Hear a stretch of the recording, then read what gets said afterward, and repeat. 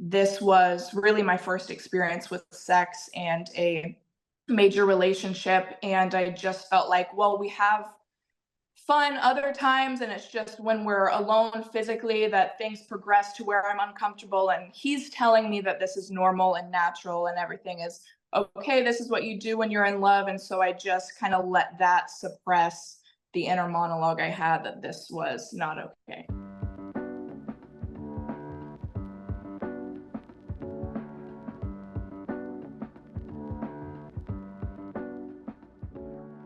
Well, Bailey, it's so nice to have you here today to talk with us on the Consider Before Consuming podcast. For our listeners, can you tell us just a little bit about who you are? Yes, I am a 25-year-old woman now, mother of one. She is almost four. Me and my husband have been married 5 years now, going on six. We got married really young. And I full time am on social media as well as being a homemaker. I make content online and just do my best as a mother and around the home. So that's what I do now. Awesome. It's so nice to have you here. Can you tell us a little bit about what was life like growing up for you, Bailey?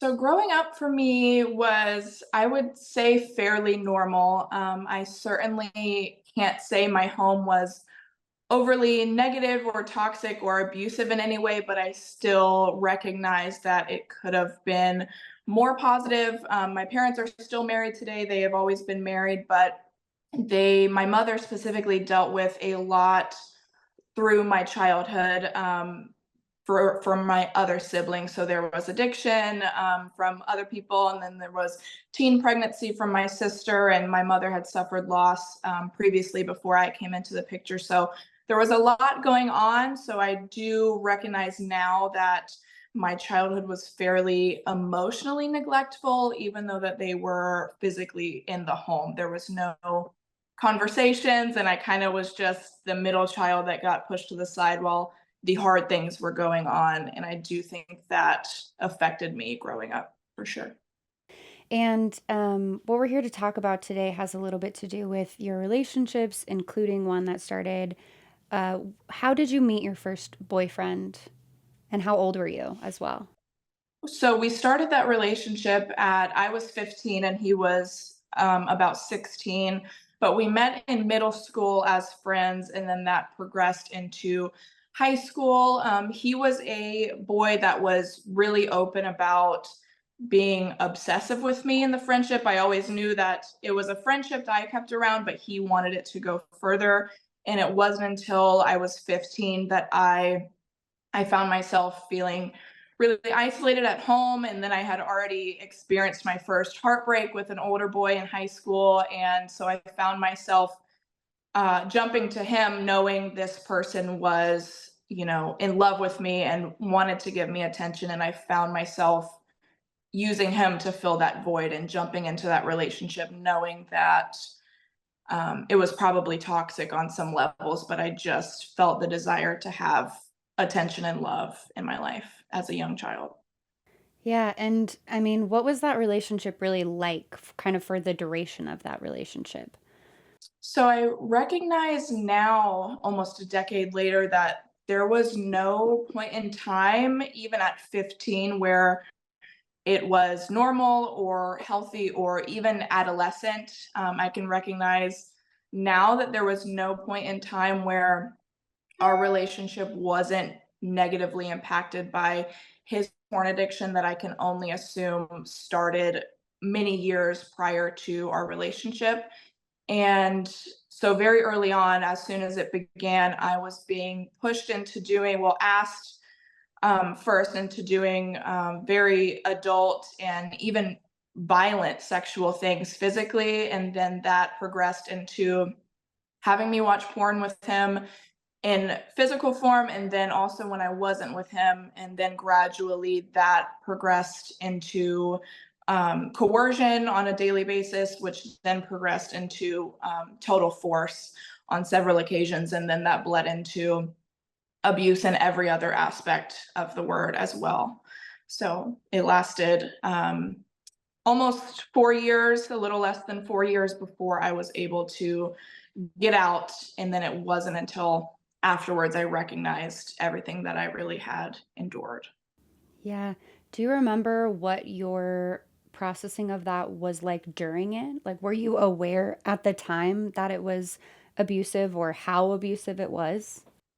So it was really hard because like I said, to get to the root of it, I really didn't have a strong relationship with my parents, so to speak, at that time, combined with what they were dealing with my other siblings, and then emotionally, mentally, and then um, everything else going on, and just being an angsty teen. I was so young. So that combined, we didn't have conversations. They never had conversations with me about sex to any degree. There was never a level of trust or connection where they would even really ask me what was going on. It was just like, oh, this is a young teen relationship. I'm sure if we don't talk about anything uncomfortable, then everything is fine, and it just doesn't exist. So there was that. And then I feel like a part of me did recognize there was a level of this isn't right going on, but then it was very confusing for me because this was really my first experience with sex and a major relationship. And I just felt like, well, we have fun other times, and it's just when we're alone physically that things progress to where I'm uncomfortable. And he's telling me that this is normal and natural and everything is okay. This is what you do when you're in love. And so I just kind of let that suppress the inner monologue I had that this was not okay. So, what was your perception of pornography up until that point?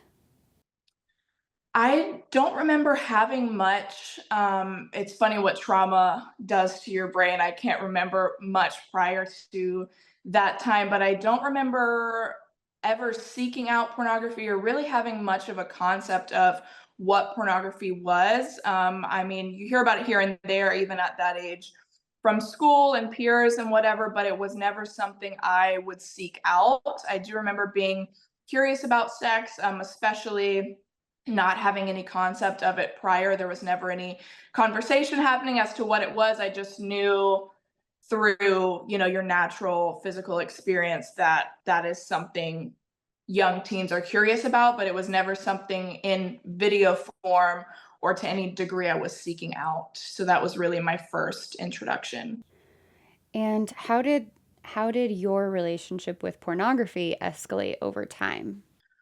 Well, for me, in that relationship, it progressed pretty severely, and there was never even a point with pornography where what I was being subjected to or pushed to watch or what he was subjecting me to physically where it was even normal. It was always more severe because, like I said, I think his addiction was going on several years prior. And so it had already escalated to an extreme point for him that he pushed on to me. Then it wasn't until after the relationship, like I said, that I realized what was going on with me as far as the abuse and the assault, but also that pornography was wrong in any way. Because even after I understood that I had endured assault, I hadn't questioned that aspect of the pornography being wrong because largely our culture says it's okay and it's normal. So I still had that mindset for a long time afterwards. And then it was something that affected me in the physical sense in our relationship together. Really, I became the victim of his addiction, right? And so, as the direct result, and then that in turn gave me not only the same addiction, but then really warped and perverted my sense of not just sex and love, but also my self worth. And then those were all things that I brought into my marriage eventually, not just the addiction in itself and normalizing it, but also the insecurity that comes along with after you break through the addiction. I struggled for so long with feeling like, okay, well, now I've endured the addiction, I've conquered it, but then I was so worrisome for a long time of if this thing is going to be brought into my life in any sense ever again from my partner, and what have you. And then also just my self-worth. I thought for so long that what he had really ingrained in my brain was that my self-worth was based on my sexuality. So if I wasn't being wanted in that way in my marriage, then I felt like I was worthless. So it affected me in all sense of the word. Was there a point at which you kind of started to identify that you had an addiction? Like if this was something that was so normalized before, was there kind of a point where you realized, oh, wow, this is outside of my control? Yeah, I can remember the exact day actually because even after I escaped the relationship finally, and I was now in my new relationship with my now husband, but boyfriend at the time, I was getting involved with the political scene, and I thought that's where I kind of wanted to go. So I was involved with some conferences and organizations and working for them. And there was one conference in particular where one speaker, his name is Jakob Buens, he is like a forefront of this fight as well. And he was speaking at that conference about the harms of porn and what it does to your mental health and what you're contributing to when you're consuming. And that was like a switch went off with me because I didn't understand the harms of it yet or how it had impacted me at all. And that was like the turning point where I recognized, okay, not only was the physical sense of the abuse what I endured wrong, but the root of it, just the assault and the emotional abuse, verbal abuse, all of that was just branches off of a tree. But the root of everything that it stemmed from was the pornography addiction. So that's when like the wheels started turning for me. And then I brought that into my relationship. I remember he picked me up from my husband now picked me up from the airport and we had that conversation driving an hour home where I was like, have you ever thought of this? Like I had never thought of it this way. This is something I don't want to consume anymore. And that was really the turning point for me. So even though you'd experienced the harms, you hadn't identified them as harms until that point. How were you able to finally leave that relationship with your boyfriend as a teenager, and how old were you? I was about 18. I had just turned 18, I believe. And it took about the last year of that relationship where I was trying to leave and understanding that I was tuned out. I remember the feeling of hatred. I hated this person entirely and I wanted out, but I would listen to the threats of um, violence towards himself and taking his own life, and then threats to myself as well. And then I can remember several times where I began to recognize you raped me. That is I came out and said those words and he even acknowledged it and said on multiple occasions, I know, I'm sorry, it'll never happen again. And so on all senses, I just for the longest time listened to him saying he would change or it wouldn't happen again. And finally, I think a shift started happening in me where I didn't care what the repercussions were. I didn't care what he would do to me or himself. I just knew things were wrong and I had to get out. And so once I turned 18, I began working in law enforcement. And that was a big wheel turner for me, so to speak, where I started to recognize because I was literally helping women get protection orders in the same situations. And I began to threaten threats of law enforcement and just standing up for myself entirely, threatening protection orders. And I think because of that, he totally began to back off and to not interject himself into my life anymore. Yeah. That's so much to have gone through, especially as a teenager, and I'm so sorry that you had to experience that. For anyone who might find themselves in a similar situation, especially as a teenager, I think sometimes when someone's a minor, they think, well, I don't have access to resources. I can't do something about this. I don't want to tell my parents. What advice would you give to someone, especially as a teenager, but anyone who's maybe finding themselves in an abusive relationship? Yeah, so specifically to teens, my case was feeling like, and I think why I stayed for so long and felt like I was trapped was I didn't have that connection and relationship, so to speak, with my parents. And so they weren't asking me what was going on. They didn't recognize that anything was going on. And so I felt like we couldn't have those conversations. I felt like he's telling me things are normal, so they must be normal. And he cares about me, of course, more than my parents do. So I would listen to that and his monologue in my head, but also I think what's important and what I wish I could have told my younger self was it doesn't matter the contention or the feelings you have against your parents. No parents, no good parent, no matter what's going on, no matter your relationship standing, they care about you. They want to know what's going on, even if you feel like you can't turn to them or it's uncomfortable. They care about you above all things, and so don't be afraid to have those uncomfortable conversations. That goes for kids and then the parents as well. To don't be afraid to have the uncomfortable conversations. And even if you feel like you can't turn to your parents, there is always someone. There is definitely people um, I had in my life that I could have turned to just say, "Hey, this is going on. I don't think this is right. Can you help me to any degree?" And even as children, those adults in our life, we all have one. We can even a teacher or a friend's mother, they can all help you and point you in the right direction. So definitely don't be afraid to have those conversations. That's great advice. Thank you. You're a parent now, and as an adult looking back, do you think there were any signs or indicators of what you were going through that maybe adults in your life could have been more aware of and maybe would have or could have or should have prompted some of those conversations on their end that some parents today could maybe look out for if they have concerns? 100%. I mean, what comes to mind initially is just the total consumption that in isolation that relationship made me have.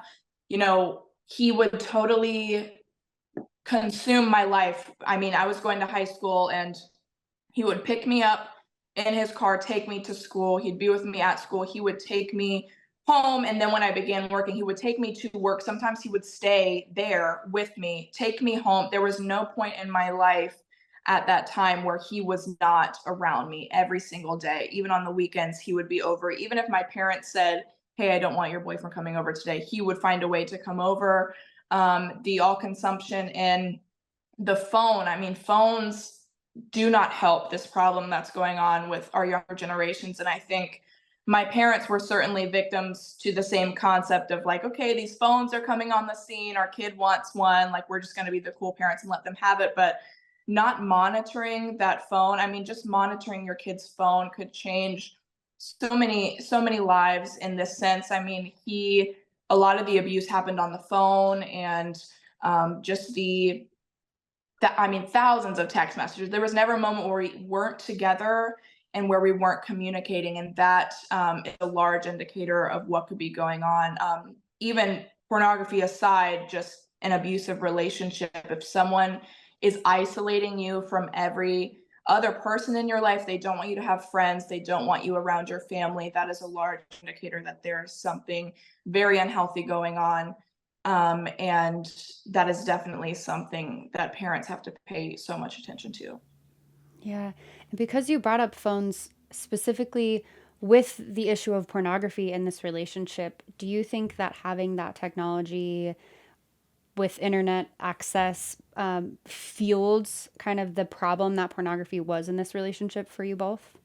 Oh, absolutely. I mean, I think both of us growing up, we never really had much, we weren't given any limits on our phones. So, um, at all times of the night, we could be communicating, or just in general, children could be consuming anything on the internet. There was never any limits on my phone. There was never any limits to when I couldn't have the phone. So it's very easy to get sucked into, even if no one is subjecting you to it. Teens are curious.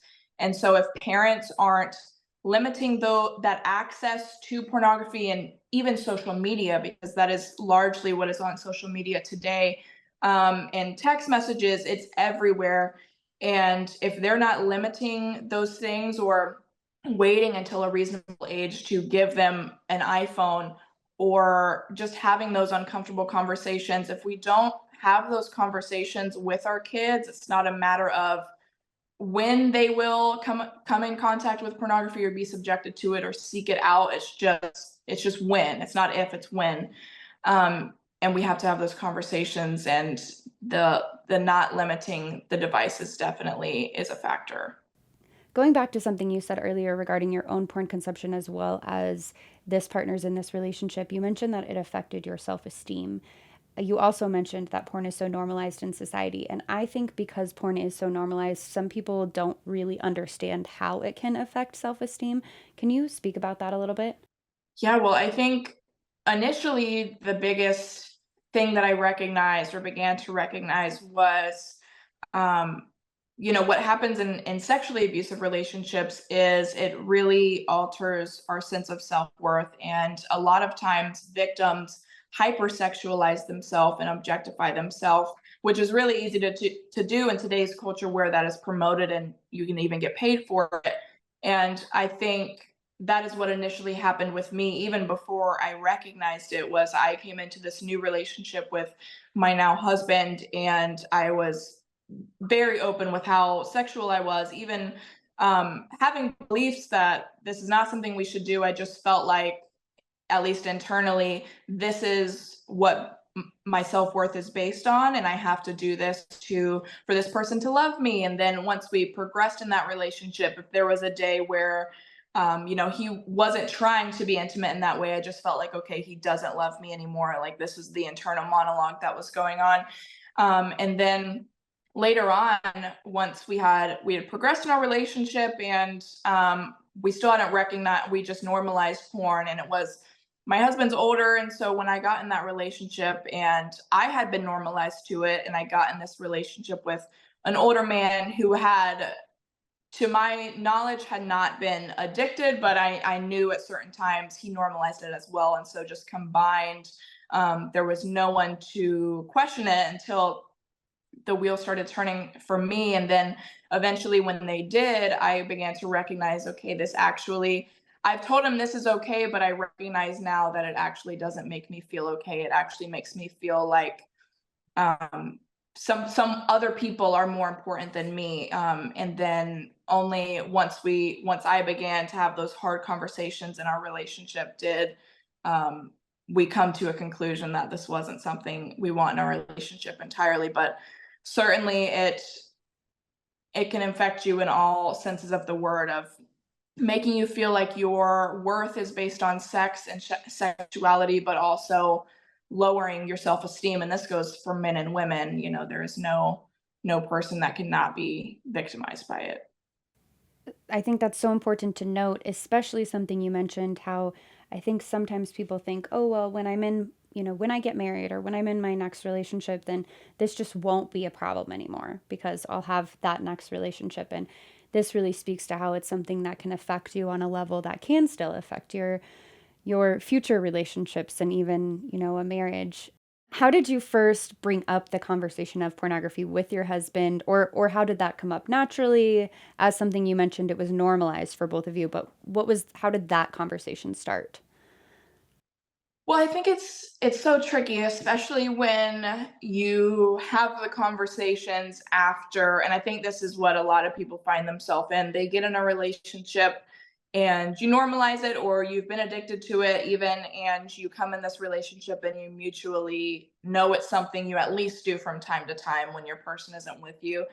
And you've normalized it, you've already consented to it with your partner, and then you change your mind, really, and you say, okay, this is something for whatever reason that's impacting me. Or even you start to dive deeper and recognize the harmful effects of it, and you bring that up. It's very hard. I would say I was lucky I had a very open-minded partner, but I do recognize how hard that can be. So once I got introduced to the entire conversation of the harmful effects and what it does to your mental health and what you can contribute to when you are consuming it. Those Everything started to click for me, and a switch went off. And I've always been a very opinionated person, and so this was not something I could suppress. It was something that, above all things, this is another person I care about and that I want to be with, and so this is not something I want in our relationship to impact either of us anymore. And initially, I would say it wasn't like me speaking on it. He was like, "Oh, okay, cool," and accepting. But eventually, when I gave him all of the info, Fight the New Drug is a great resource, and other people that are on the forefront here. When you can maybe include your partner, man or woman, to the resources that are out here for all of the impacts that it has.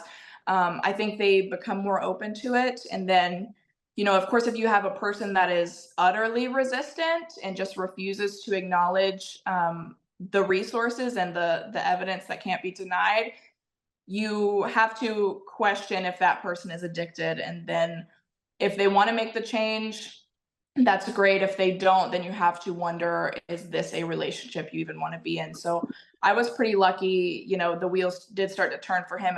It wasn't an immediate shift like it was for me, so to speak, but it was something that he was open to and was able to hear other people out on. And then we made the shift, both of us together. I think that's such a good reminder for people of, this is so normalized in society. Most people just don't know. Most people just don't know the harmful effects that are there. And that's part of why we work to educate and so many others, because we really think that if people have access to the information to make an educated and informed decision, nobody wants to choose something that is deliberately going to hurt them, relationships, and society just based on what information we have. So I think that's such a good reminder of kind of the power of education and getting informed, and good for you for taking that upon yourself and sharing that with your husband as well. So since then you've both quit porn. Yes. Yes. And how has that impacted your marriage? Well, I think, there's a common misconception, like I get told on the internet all the time when I talk about this topic, or I talk about, because open relationships are something that is so normalized, and other sites that people use to make money on in this day and age. And when you speak out against that, I get a lot of pushback from people that have normalized these things, and they will say, well, monogamous married sex must be so boring. But I think that is such a misconception, because there is something so beautiful that can come out of being you guys' only source of intimacy and pleasure, right? So it's like, yes, this is the only person that I want, that I have, but there's something so beautiful in that, and that can be fruitful from that, because this is all you have, right? So we're going to make this experience good, and you get to learn each other on an intimate level that other people and strangers on the internet just don't have the ability to give you. So it's beautiful. Yeah, and going off of that, what is this, speaking so publicly about this, your own experience with this and speaking out online, what has that been like for you? What has it been like to read people's responses to your posts, particularly people who've struggled similarly? What's that experience been like? It's definitely been a positive and a negative, and certainly more positive. It's so incredible when you speak about this, how you become aware that literally everyone in our society is affected by this to whatever degree, if they've been a victim of it, to the addiction, or a victim as a result of someone else's addiction, or they just had no idea.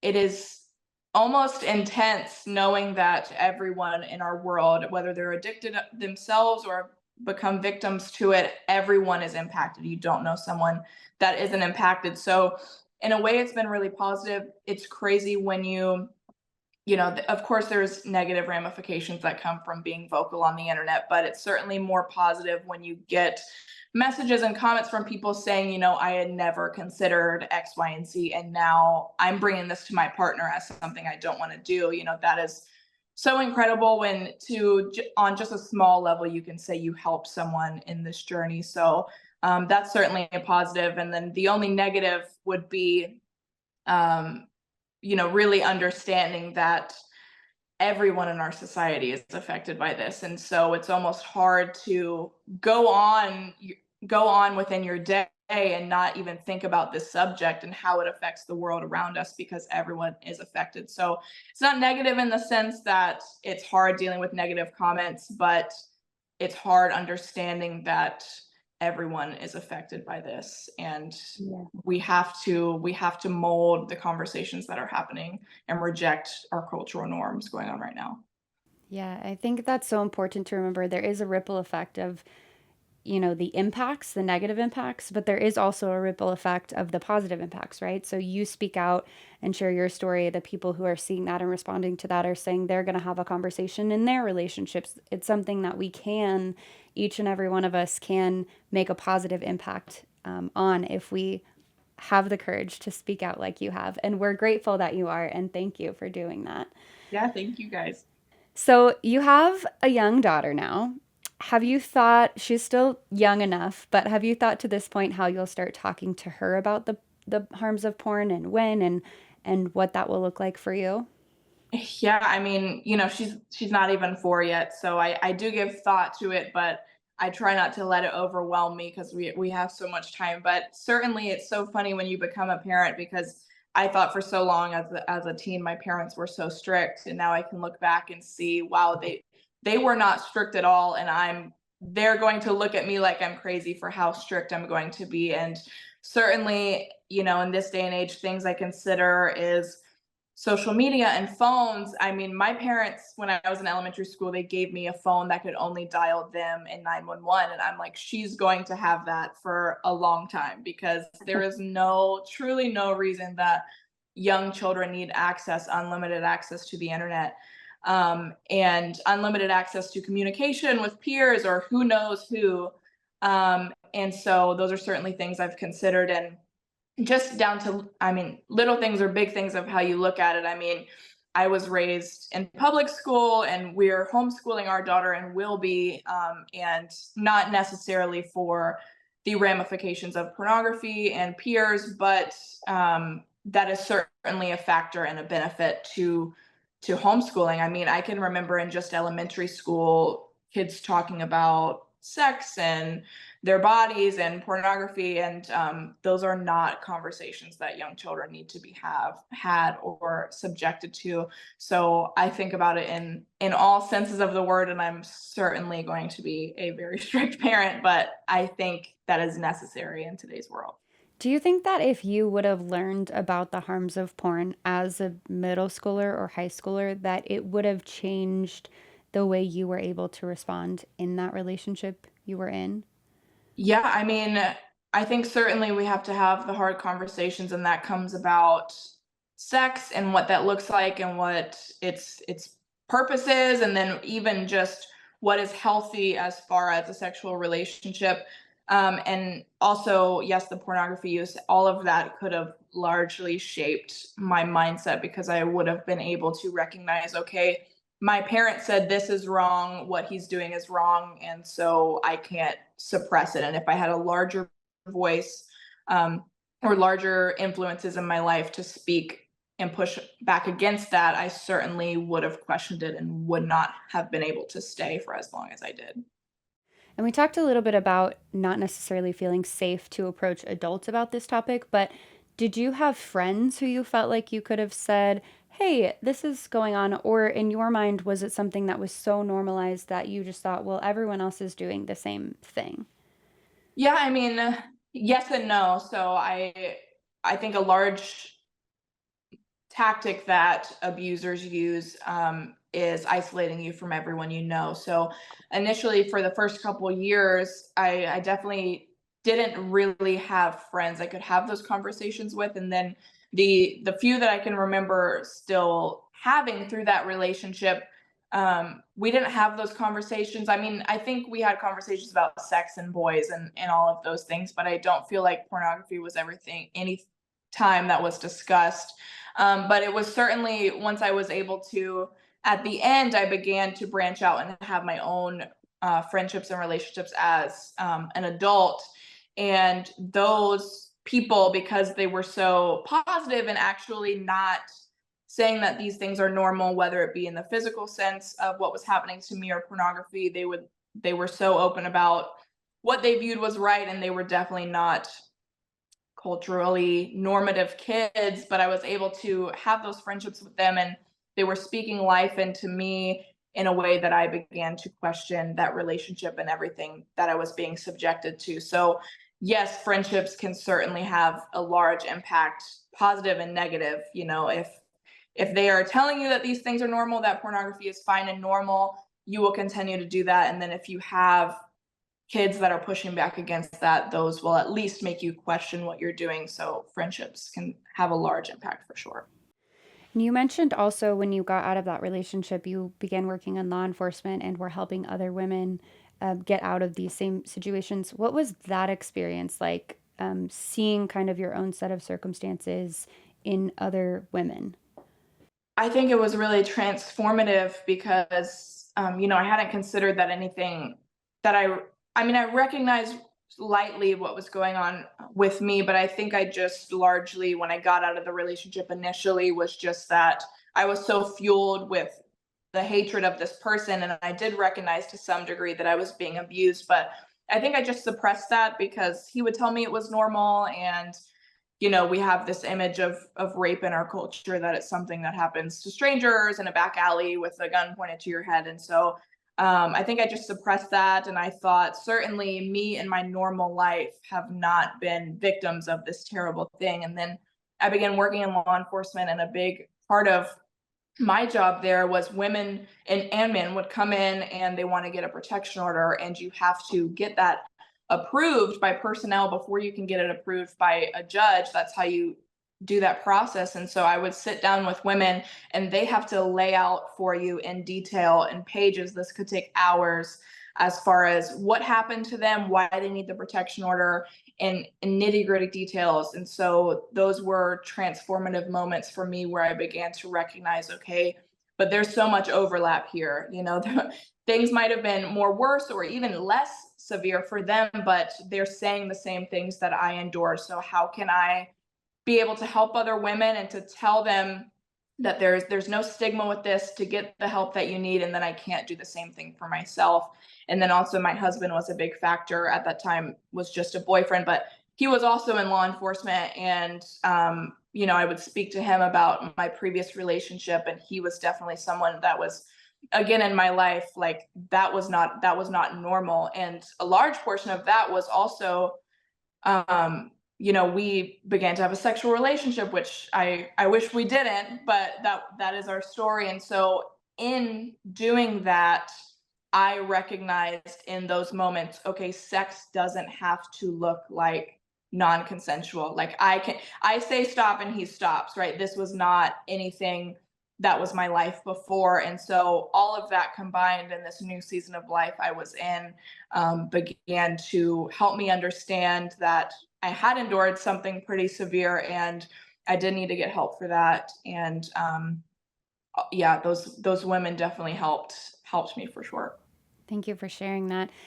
How did your work in law enforcement, in addition to that, did you see pornography come up in these stories when you would talk with these women? Did it change your perspective, saying, oh, I wonder if pornography is influencing that set of circumstances? Did anything in your work in law enforcement kind of shift your perspective on pornography as well? Yeah, I think not necessarily from the women that I can remember, but I do remember I worked in records, and there was a long list of duties on that job. But I can remember I loved just reading reports. I've always been into true crime, and so just you get to read the reports and decipher them. And there were so many instances of child abuse in particular where there was child pornography involved. And so that was definitely something that helped me recognize, because our culture today, when you speak about it, the pushback is like, yeah, of course, child pornography is wrong, or more severe abusive, violent genres are wrong. But if it's just normal monogamous sex, then that is fine. But it started to click for me where it was that pornography was, the root of the issue, and every other problem on it was just a branch. And so, yeah, everything started to turn for me, and just seeing the issue of sexual abuse in its entirety, child abuse, and, how nearly everyone that does these things, it first starts with a pornography addiction and then progresses over time. Yeah. Thank you for sharing that. And well, first, is there anything else you want to share that's kind of an important part of the role pornography played in either your past or present relationship that we haven't talked about yet that you'd like to share?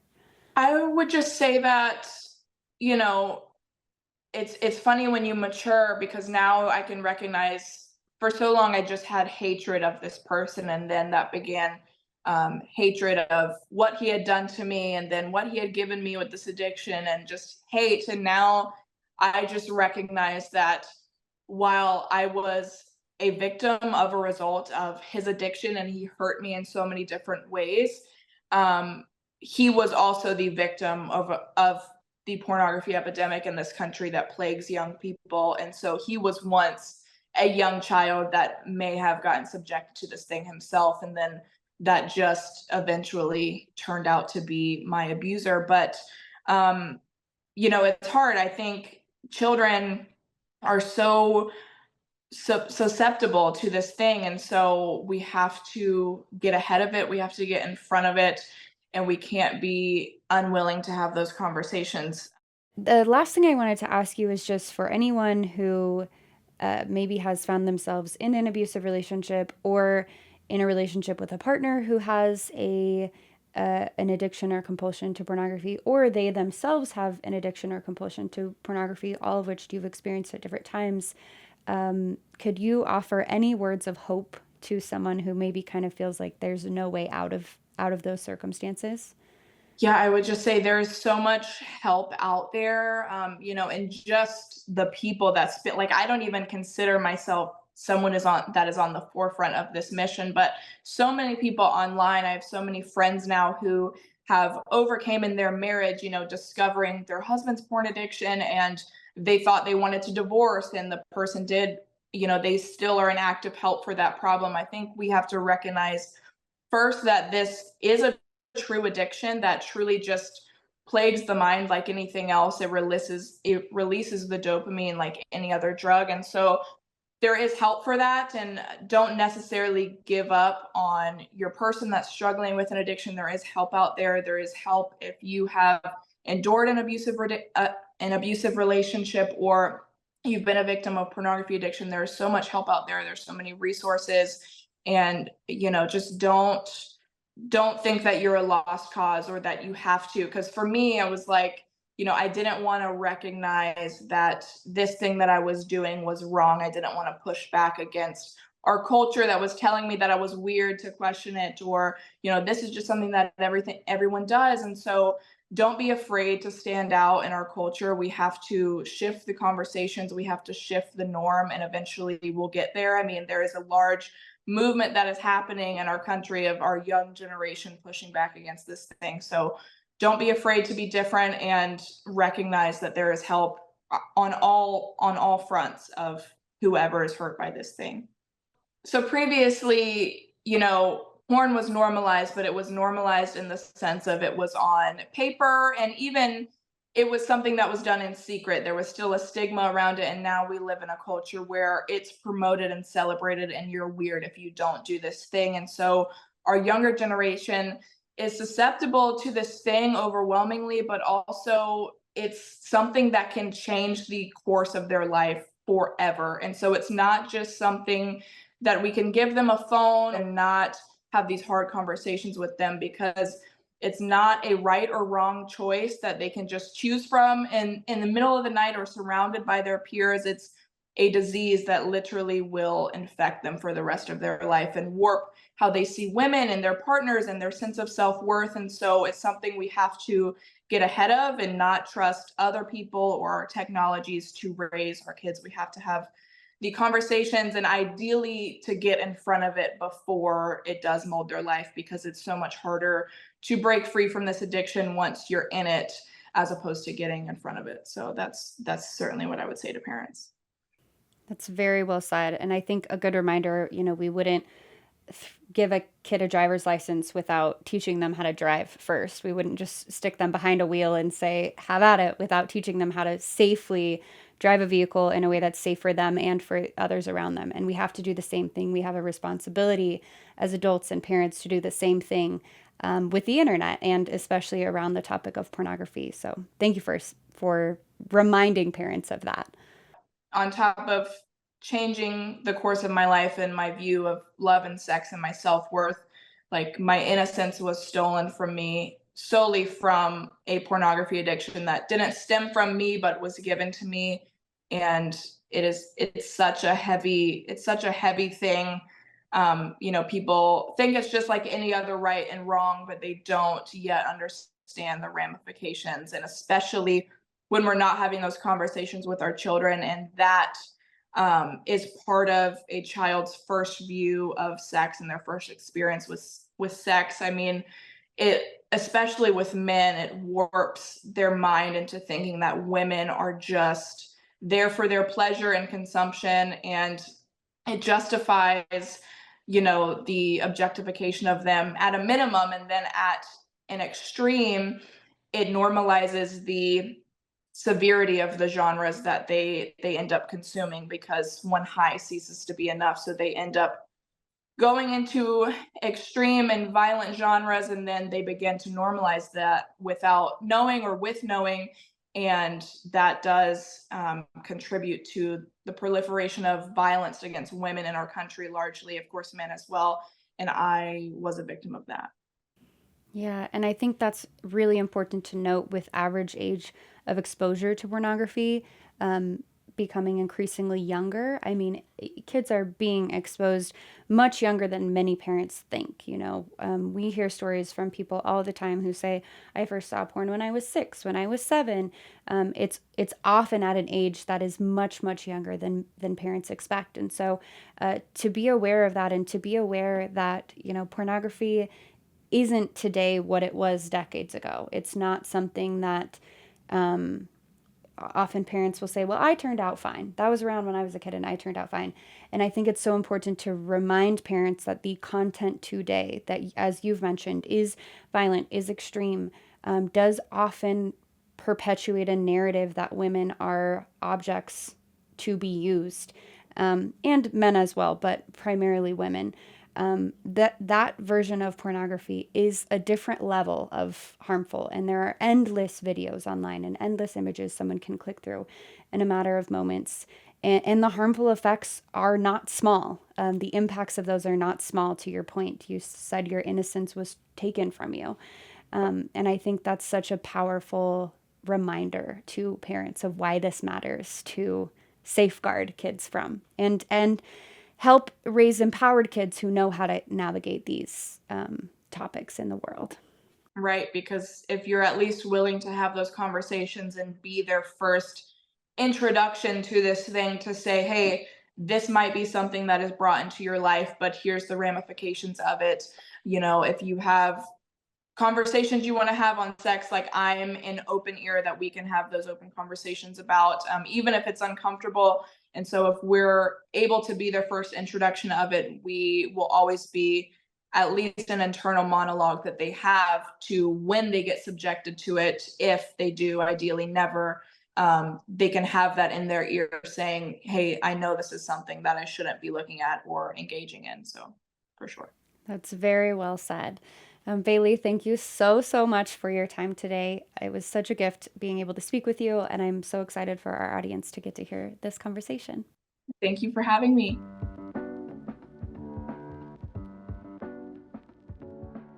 For decades, joining a group meant going to a live meeting. Now with Relay, finding connection and accountability to help you quit porn is more accessible and effective than ever before. Relay is just like group therapy, but cheaper and easier. When you join Relay, you'll be matched into an accountability group and unlock digital recovery tools to help you quit porn. Join Relay for free today at ftnd.org/relay. That's ftnd.org/relay, and get the support you need to quit porn today. Fight the New Drug is an affiliate of Relay and may receive financial support from purchases made using affiliate links. Thanks for joining us on this episode of Consider Before Consuming. Consider Before Consuming is brought to you by Fight the New Drug.